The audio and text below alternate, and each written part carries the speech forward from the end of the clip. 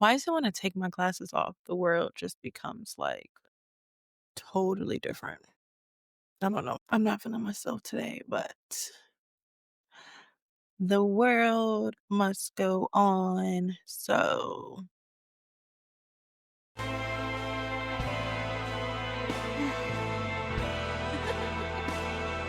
I'm dead.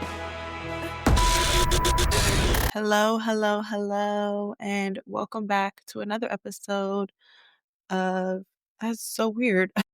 Welcome back to another episode of Basically Unbothered, but to me, it's basically unbothered by myself at night. I don't know if you guys can see outside that I'm doing this at night. I don't know if you can see like the exhaustion on my face, but it is there. The reason why I'm doing it at night is because I had to have a meeting with the bankruptcy lawyer because right now I am shopping out different bankruptcy lawyers so that I can figure out who's the best person to help me file for my bankruptcy, what the best process is for bankruptcy, and everything like that. And then from there, I'm going to go and I don't know, figure out what the next move from that point is going to be.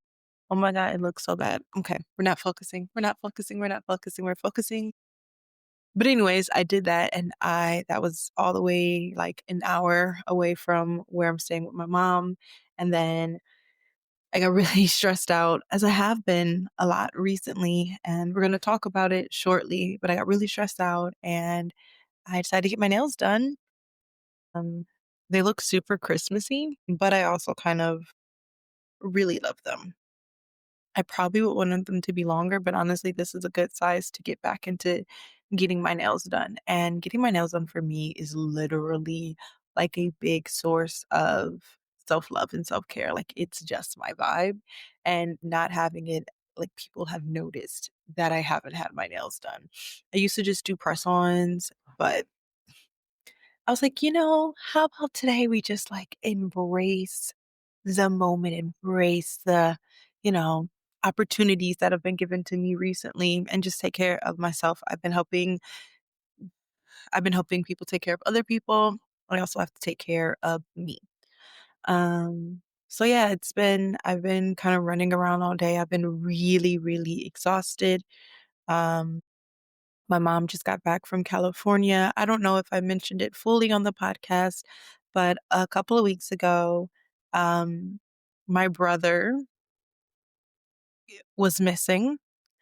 And that is a story that I think I'm gonna save for another, like the full story. But he was missing, and I'm gonna save that the full story for later. But um, when we found him, he was in the hospital, and from the information that we gained, he was hit. He was involved in a hit and run. A car hit him while he was crossing the street and he had a broken leg. He was in severe pain. And my mom immediately went over there to take care of all of that, to be there to help him, to support him. And I have been kind of hanging out in the background, doing the best that I can to help my family and support my family as well. My mom just got back this week and it's still hectic. It's still crazy. There's still so much that's going to do, especially because he has a traumatic brain injury and the process of recovering from that it's just not an easy process at all, honestly. And so we're just, kind of working through that process and it has been really difficult on me emotionally. It happened 3 months to the day of my best friend killing herself. And it, I haven't fully healed from that process. And to still be struggling with that and then have to find a way to like make it through everything has been really hard, but I can only do the best that I can with what I'm given. It has been a struggle. Um, right now I have a feeling that like my dose of Lexapro needs to be popped up. Um, And that's also kind of really stressful because I was doing really, really good. And then this happened and like it's not a setback, but it is. It's just a complicated place to be. So that's kind of what's been going on with me without getting into any full details. That's just been like my life catch up really, really quickly. But we're gonna pop into a pop culture in the pop culture roundup, and so many things just popped up all at once, and I didn't want all of that. Um, get into that a little bit. So the first topic we have today is Jennifer Aniston gets candid about her infertility journey and the speculation that it caused. So I know that a long, long time ago in a galaxy far, far away, most of you probably weren't born, Jennifer Aniston was married in a relationship with Brad Pitt. And the whole scandal back then was that they didn't have kids. And this was a source of a lot of people were commenting on it. A lot of people were saying, "Oh my gosh, why won't Jennifer Aniston have kids? She's so focused on her career." And this was a time, and I tell this to people all the time, like you think that we sometimes hold people to standards that don't exist anymore or that didn't exist back then. So like back then it was 100% okay and it still happens to this day, but back then it was way worse. It was 100% okay to talk about somebody and to talk about, their bodies, the fact that they can't have kids.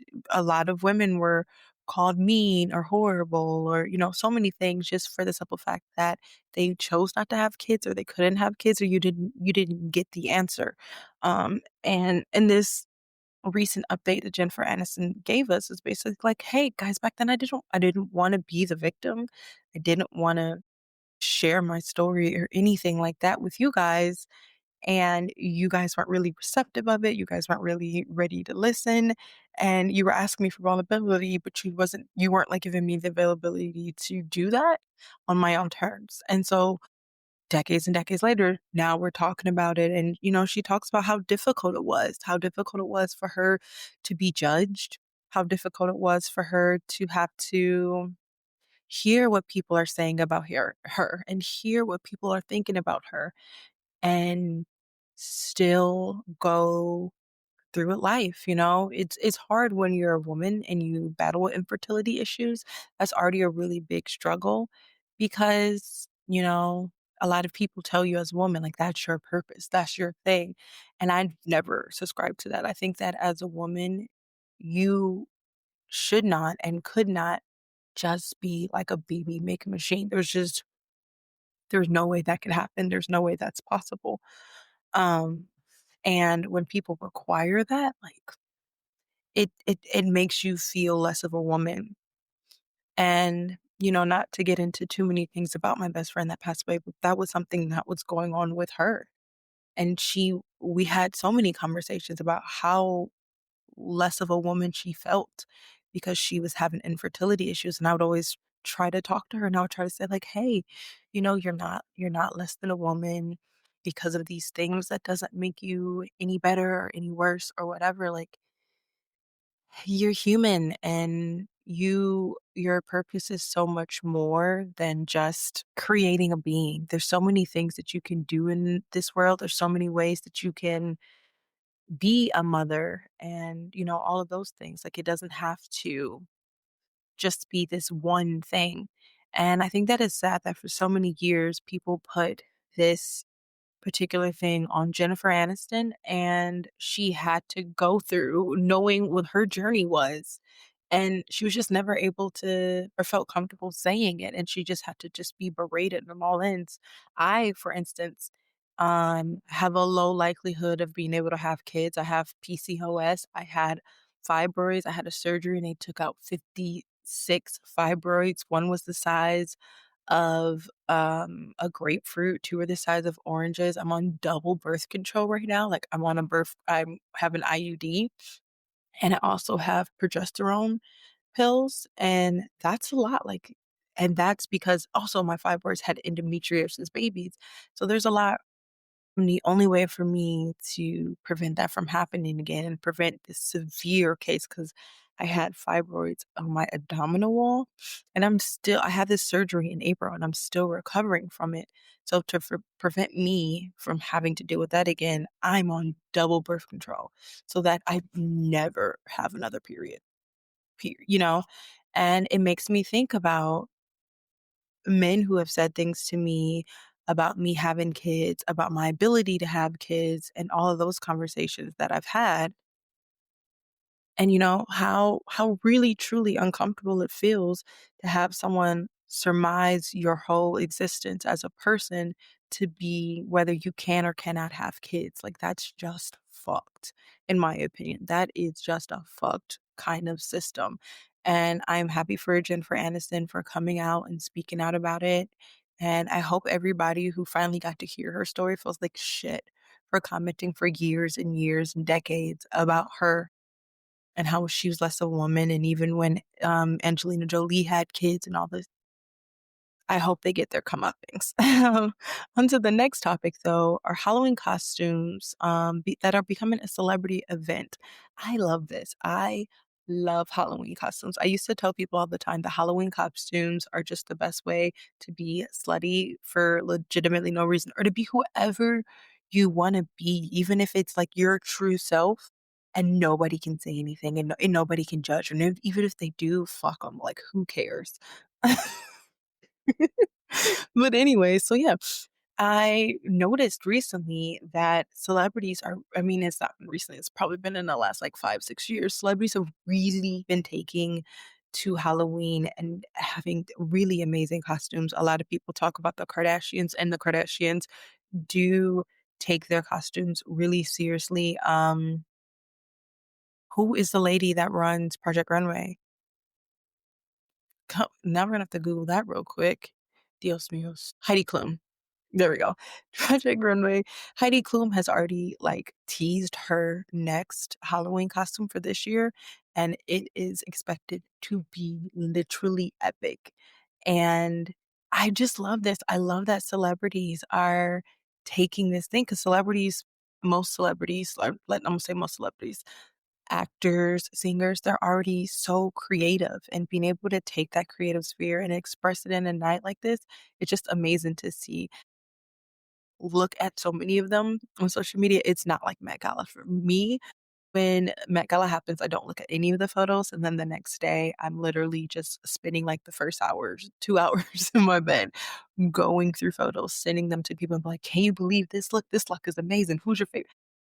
I do that a little bit with Halloween, but one of my favorite things, it was last year, it was Liz Giles and Ariana Grande, and they did a cover of, was it Showgirl? This is why, guys, we have internet. No. Yeah, it was Showgirls. I'm not crazy. See? I'm not crazy. Anyways, they they did, like, a recreation of Showgirls last year, and it was the most epic thing. Like, if I could get that every year. They have done a couple of them, and I've loved every time they come out with these funny little skits, I fucking eat them up. I love them so much. I think that they're so creative, and they literally give me life. And honestly, I need that more. I didn't get anything cool this Halloween. I haven't actually really been into the spirit. I am looking around, and I have stuff in my car that I have to put around. I have pumpkins. I love pumpkins, and I have to put them around my desk, but I haven't thought about my Halloween costume this year. I haven't thought about anything, and I think a part of that is because of money. I think a part of that's because I just haven't had the money, and I'm just so exhausted that the idea of doing it is just not appealing to me,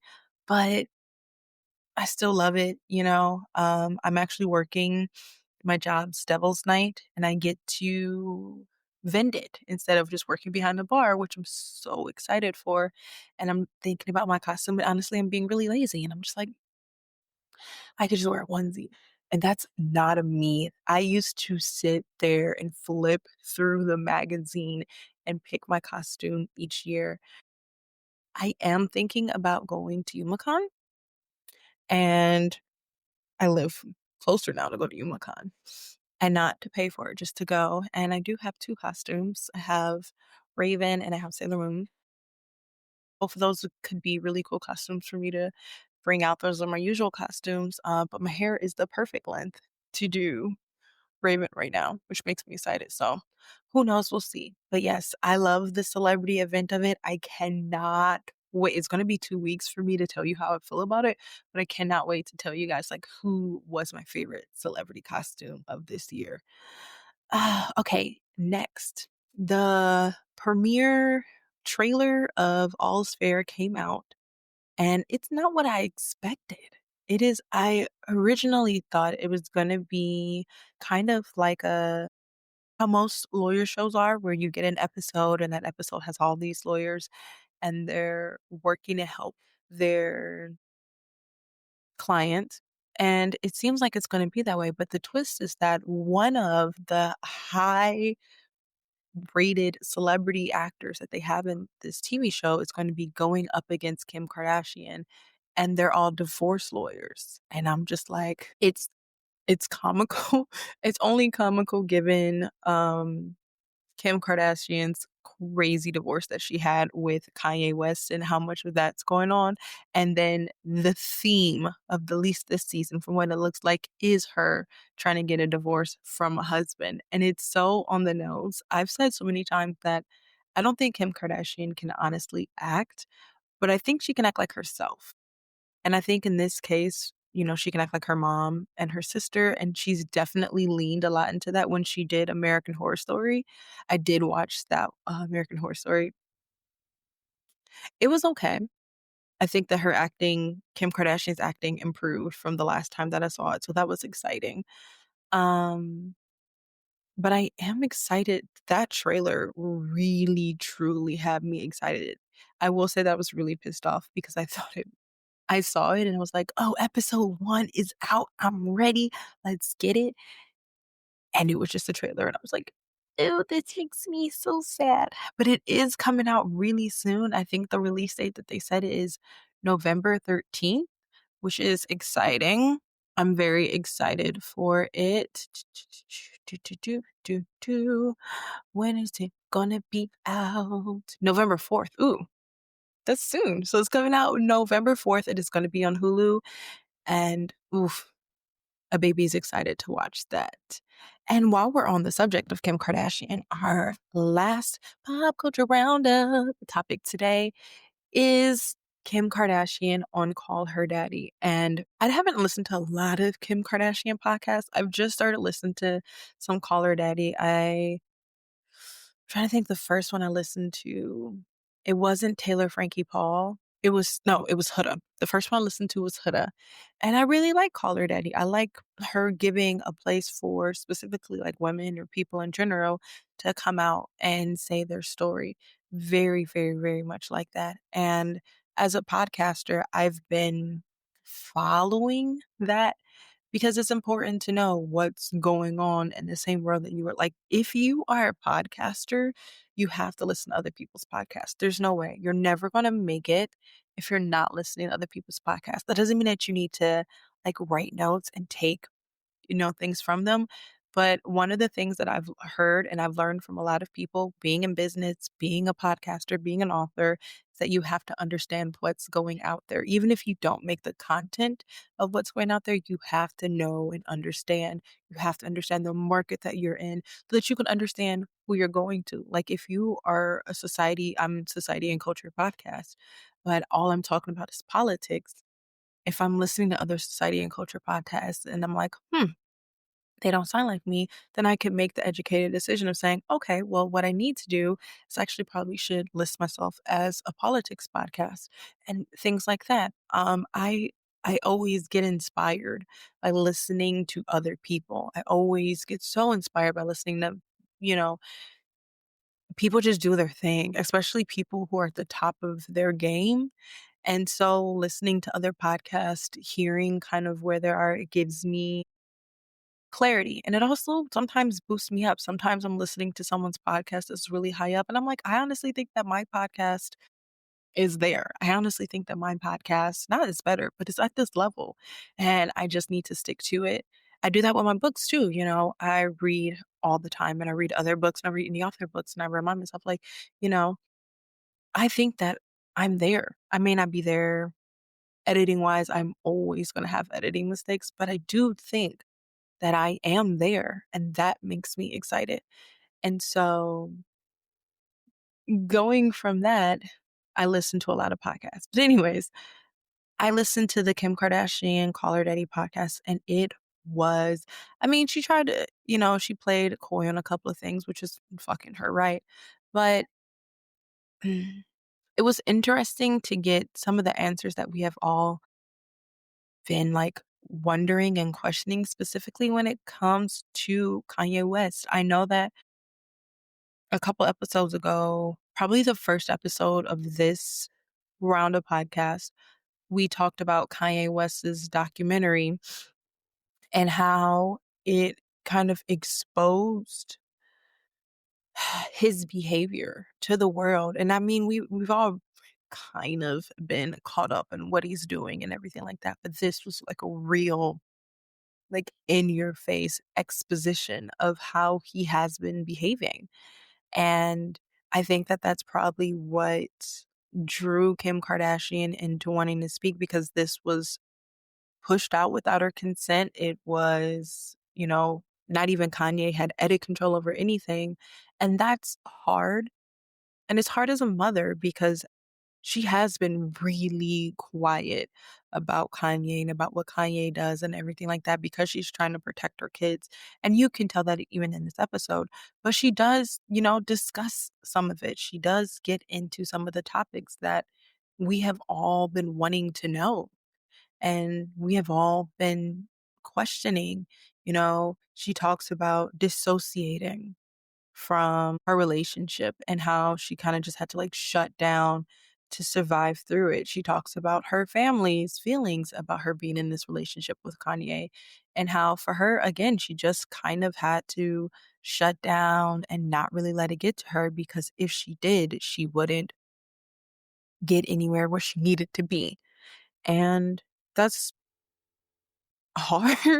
It's hard for anybody to be in a relationship that was so emotionally abusive, but also still really want to support the person that you're in love with, the person that is the father of your children, and, wanting to protect them. She talked about Kanye's visitation with the kids and, how she's never told him that he can't see them and how, whenever they want to listen to the music, no matter how much it hurts, she lets them. And to me, that was a beautiful thing. And I think that it's like we should take a page out of that book. She talked about how many times that Kanye has released something or Kanye has done something and she types up this whole thing. And then she's like, what's the point? What is it worth? What am I going to do? How is this going to affect everybody? And the answer is like, it's not. It's not it doesn't have you make this statement and then it creates a war and the people that are going to suffer are the people that you love the most, which is your kids. And sometimes as a mom, which it sucks so bad, but sometimes as a mom, you take it on the chin and you keep pushing and you focus on your kids. And that's the only thing that you can do. And she talks about even Chloe's relationship and she says how no matter what Chloe lets, Tristan come tuck his kids in at night and everything like that. And I think she also misses having her kids have that type of father figure in their life. I think I've said before, when you get married, and have the intent to procreate, or when you fuck that, even when you lay down in a bed with someone, and this isn't something that I've always lived up to, um, but this is something at the ripe age of 33 that I'm definitely at a point where I am like, if I was not on the double birth control that I am, you have to think about like what type of parent they'll be. And I know that feels so fucking heavy to be like, oh, I just wanted to have a hookup. Trust me, babe, get it. Me too. But at the end of the day, mistakes happen, accidents happen, condoms break, birth control isn't 100% effective. Um, and who you have a kid with, you're stuck with them for life. And I feel like nothing has reminded me more than watching Teen Mom and seeing how some of these people, some of these moms had kids with, and some of the dads had kids with the opposite sex. And, not really knowing or understanding or being ignorant to it, and then they get caught up in a situation.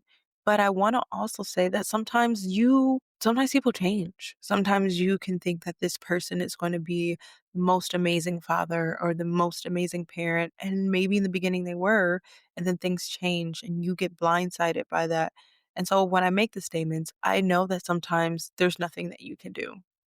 And hate Kim Kardashian or whatever, there was nothing that she could have done in this situation to fix Kanye. Like if you're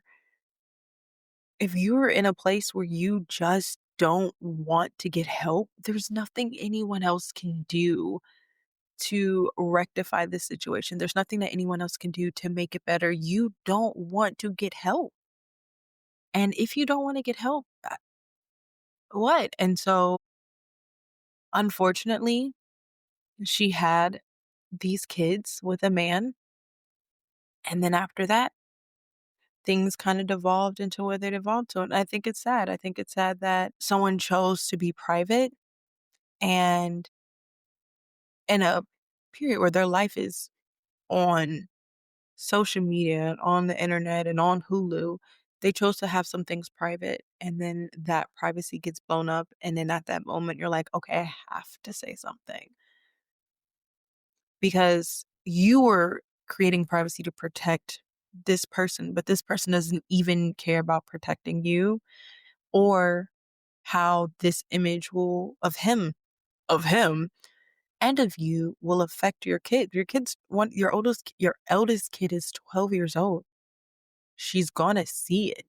Her friends are gonna talk about it. So I don't know. That is beneath me, between me, none of my business. um Outside of that, though, that wraps up our pop culture roundup. And since we don't have a guest today, this episode isn't going to be as long as all of the other episodes have been.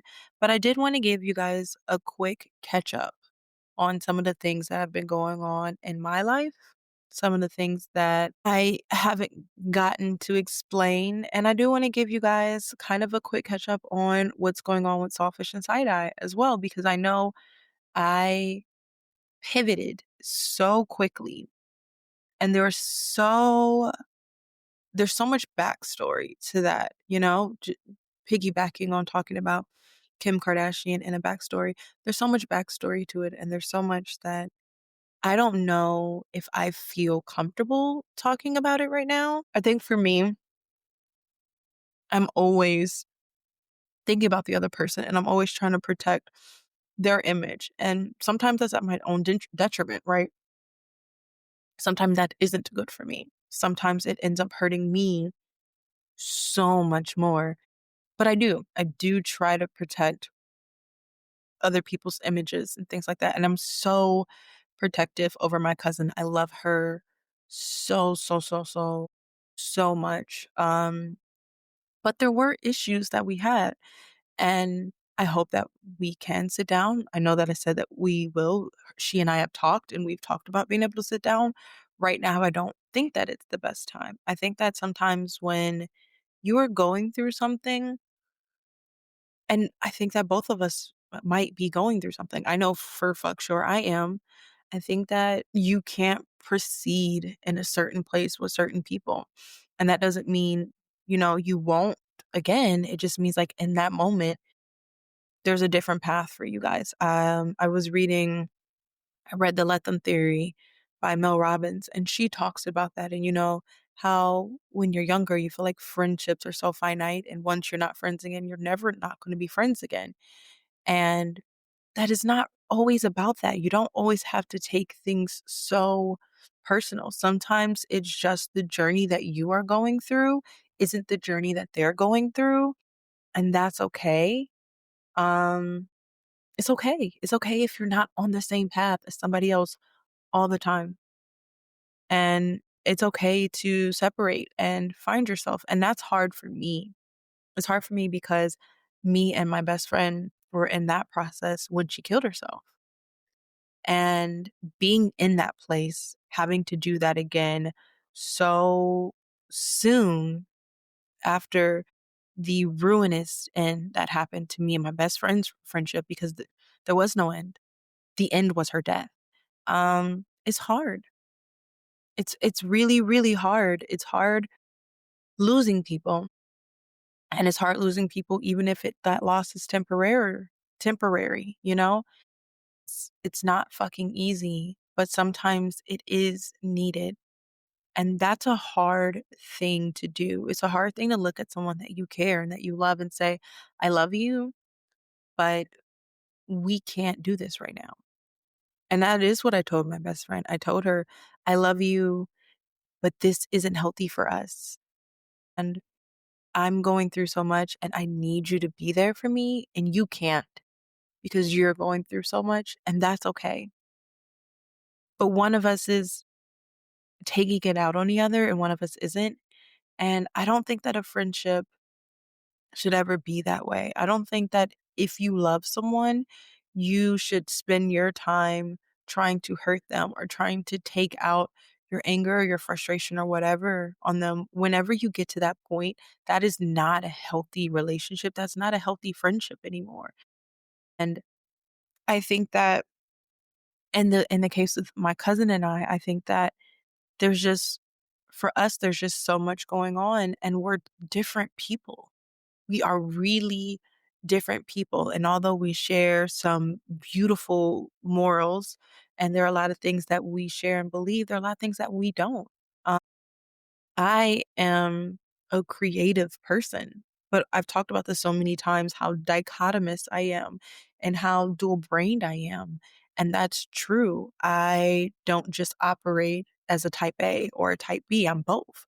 It just depends on where you catch me and what realm you catch me in. Am I overly organized? Yeah. And I'm disorganized? Yeah. Am I super artsy? Yeah. Can I manage things? Yes. I have both of those in me. And there was the part where we just didn't see eye to eye on the podcast. And it was frustrating. It was frustrating having to have conversations over and over again. I'm not a person who likes conflict. I'm not a person, I'm sensitive. I'm an empath. I take those things really personal. Um, I'm not just a person that you could say like a mean thing to, and then the next day we're cool. No, if you say something mean to me, it's gonna take me time to process it. I have a whole process I have to go through in my mind and say, that really hurt. And that takes a lot for me to just get to the place where that really hurt. And then I have to analyze whether I think that what they are saying is true or if it's not true. And then if it is true, then I go through the spiral of I hate myself and I want to fix this about myself. And if it's not true, then it still makes me sad that somebody that I care about sees me this way or whatever, or said that or whatever. And so I don't do well with continued conflict. I just don't. I used to in the past. It was not healthy for me. It made me not a good person.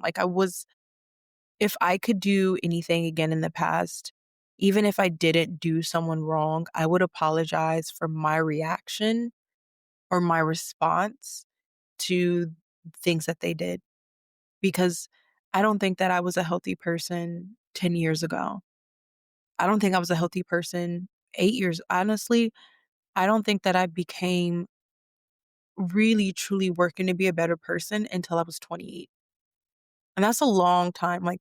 That's 5 years. And I'm still not there yet. I'm still making mistakes and I'm still not there yet. And I just can't tolerate that continuement or whatever. And sometimes it's needed. Sometimes you have growing pains, you have everything like that. And I'm definitely just not in a place to deal with it right now. I lost my best friend. I'm losing my house. I'm filing for bankruptcy. I lost my dog. I had a surgery this year. I found out that basically, if I want to have kids, I risk having this serious thing happen to me again. The only way that I can really not worry about this is to have a hysterectomy.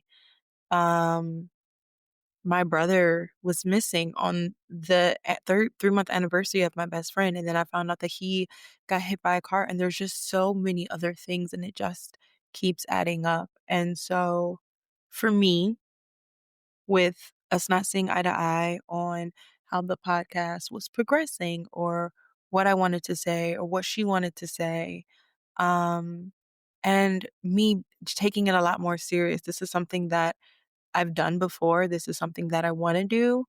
And it was very clear towards the end, it wasn't clear to me until we had a conversation. But for her, she thought it was clear that this was a hobby to her. Even for me, hobbies I take kind of serious. I'm kind of a big proponent of if you're going to do something, do it. Don't half-ass it, like, do it, commit. I'm so into commitment. 99.9% of the time, 99% of the time, if I tell you I'm gonna do something, I'm fucking gonna do it. I may walk in literally crying or, like, red-eyed just from crying, and I will still get it done. I Last week, I was at work, and I was so sad. I was so sad about everything that's been going on. And I just went in the bathroom and cried. It was Friday morning, last Friday morning. I went in the bathroom and I just cried because there's just so much going on, and I couldn't contain it inside of my body anymore. And I don't like people seeing me cry. And if someone saw me cry, they might send me home. And I don't want that either. I'm working this shift. I want to work this shift. That's my feelings. And I also felt bad because I was so overwhelmed, and I had to ask my job to go down to 3 days a week instead of 4 because I can't emotionally do it anymore. Like, I just cannot emotionally do it. And so that sucked as well. Like, those things aren't easy. Those things are really hard. And it's just at the end of the day, I care about my commitments. And to me, I made a commitment to this podcast, and I made a commitment to all of you listening, whether it's 20 people that, tune in to listen to the podcast or 20,000 people that tune in to listen to the podcast. When I make a commitment, I do my very best to keep it. That being said, if it's extremely detrimental to me, I'm working on being able to say, oh, okay, maybe I can't do it. That's hard, but I am working on it. And, you know, my cousin and I, we don't see eye to eye on that. And I think that I don't know if you guys who've come over from Saltfish and Side Eye could hear some of the tension that was in us and some of the things I didn't do right. Me, I'm always thinking about content, and me seeking to make the content and get content out there and be realistic and vulnerable and honest. I think that doing Pretty Hurts was really kind of the end. I mean, I think that there were things that were said that were hurtful to me. But I think that after that point, it was just really downhill, and we could just never recover after that moment. I think after that moment, it was done. So for right now, Selfish and Side Eye is sidelined. We have had conversations about bringing it back in the future. I'm not focused on that right now. I'm not going to lie. I'm not going to sugarcoat it. I'm not saying that I don't want to get back to it. There's so much going on in my life that I need to focus on what is in front of me. And I need to focus on doing things that make me happy and make me smile. And Selfish Inside, I wasn't doing that for me. I just wasn't happy. I love podcasting, but I just was not happy doing it. And so right now, everything's kind of on a break, and there's time to heal, and then we'll get back to it. There's a lot of things that I do want to do with my cousin, and that I hope that we can bring the content to you, especially when it comes to my second home, something that I do call home, which is St. Thomas, and being able to talk about St. Thomas and everything that goes on there.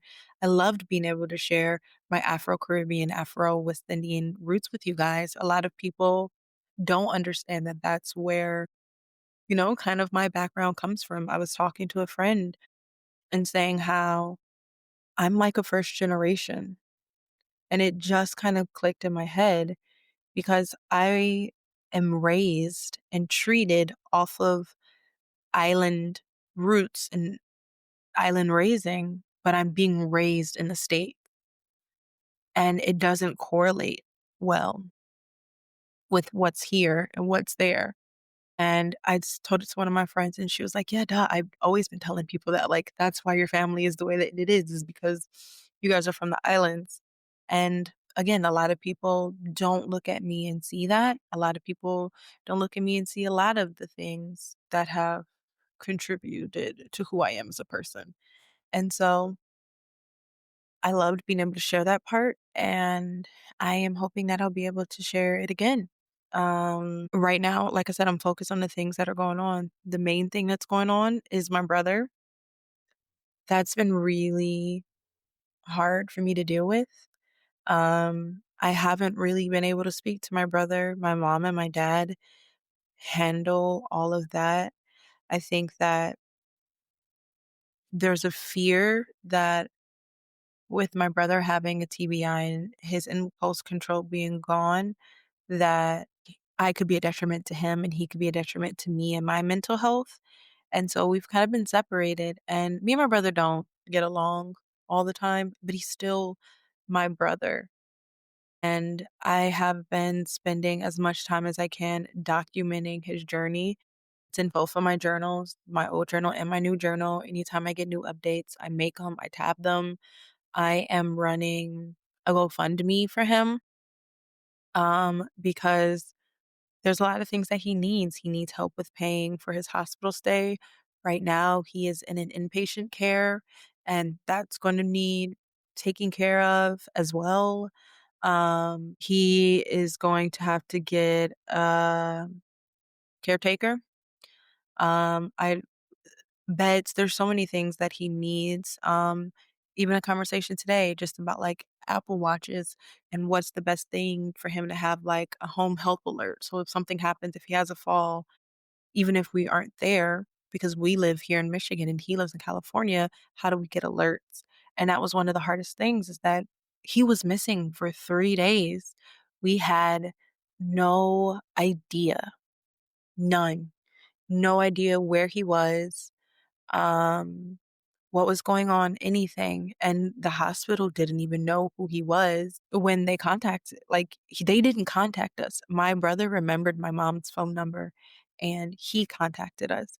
And I remember hearing his voice and immediately crying because the like conversation right before that was about him missing and how we were going to have to send my mom and my dad out to California because we were going to have to file an official missing persons report.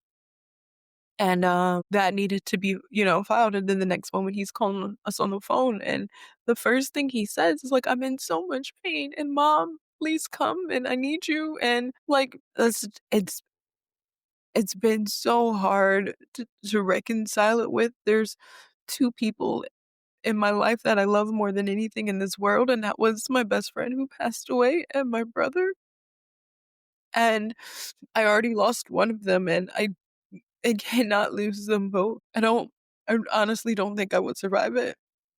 I look back at the day I found out about my best friend, and I remember falling to the floor and just crying, and I still think about her all the time, and I think about that moment, and if I could do anything in life, if I could reverse time, it would be to get her back, and I can't handle losing my brother as well.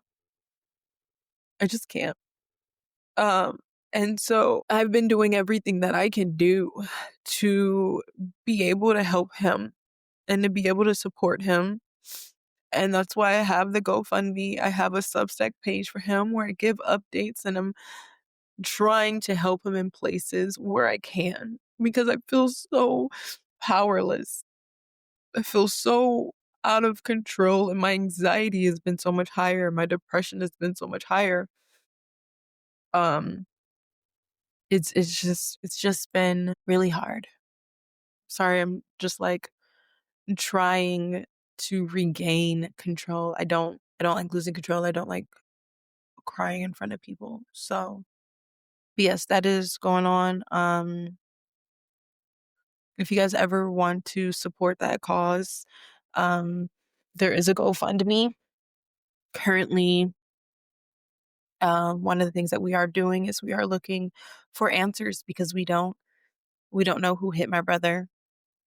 Um, there isn't a lot of information there, and so we're still trying to find tips and information about that as well, and getting answers to that as well. Outside of that topic, those are the things that I've been focusing on. I've been focusing on my brother, and I've been focusing on my bankruptcy. It feels like such the wrong time, but I do need to focus on it. I do have to file for bankruptcy. I am in a position where I can't afford almost anything. Like this is a splurge. This is only because someone gave me the money to do it. Um, and being in the financial situation that I am in is not something that I want to be in. I worked so hard. I joined the Navy just so that I wouldn't find myself in a position like this. And now I have. Living back home with my mom isn't easy. I hate myself about it sometimes. I really do. I hate myself that I'm living back with my mom, and I hate that she has to take care of me. I hate I don't like being a burden onto anybody, and that is 100% exactly how I feel right now. I feel like I'm a burden. So I want to get this done and at least be able to put it behind me, just end the chapter. Let it be done, let it be through. So those are kind of the things that have been happening in my life. Obviously I've been doing the podcast. I've been working on my book, and it comes out in December. I'm not going to do a big book release for this book. It's not because I don't love this book. I love this book so much. I looked at the proof copy that I designed, because I design all of any graphic you see is that's on any of my pages. They're designed by me. The logo for this podcast designed by me. The logo that was for Saltfish and Side Eye, me. Blake Gabriel's logo, me. Pure Tifa logo, me. Any graphics you see, me. But I got to see my design, and I was just so proud. But I don't have it in me to do like it's coming out on my 34th birthday, and I don't have the energy in me to celebrate my birthday, and I don't have the energy in me to do this, do a book release. I just don't. For those things for my birthday, I would have to plan it. For the book release, I would have to plan it. And I always get my hopes up, and it always comes crashing down. And I'm just not here for it. So this year I'm gonna do what I want to do. I mean, I kind of did that last year, but I still, there's still a process and everything. This year I'm gonna just go to work. I'm gonna go to work, come home, drink wine, maybe have some sushi, watch a movie, and call it a fucking day. And that's gonna be 34. I wanted 33 to be so big, and it just wasn't. And we'll reconvene. We will reconvene at 35. That's how I feel. And I'm not saying these things to be like, oh, please plan me. Please do not plan me. I'm stating this now to any of my friends and family who may hear this. Please do not plan me a birthday party. Please do not plan me I don't want it. I don't want it. I just want to enjoy my birthday as a day. No expectations, no hopes, nothing like that. Just my birthday as a day. But all of that being said, this lasted a lot longer than I thought it was going to, which is a good thing, I guess. But I am going to get out of here. I have to immediately hop into recording another podcast because I'm a Black Kardashian, guys, and I work constantly, all the time. Even if I brought down my work schedule there, that doesn't mean I'm not working. I literally have a vending event to get to tomorrow. But thank you guys so much for listening. I'm hoping that we can have some more of these intimate one on one talks, just you and I again. And next week, we are going to have some special things coming out. There's going to be a 2-episode week, which means that you guys are going to get 2 episodes. And I'm going to kind of leave some of that as a surprise, but there will definitely be a little spooky season ending to October. So do not worry. Thank you guys so much. See you next time. Bye.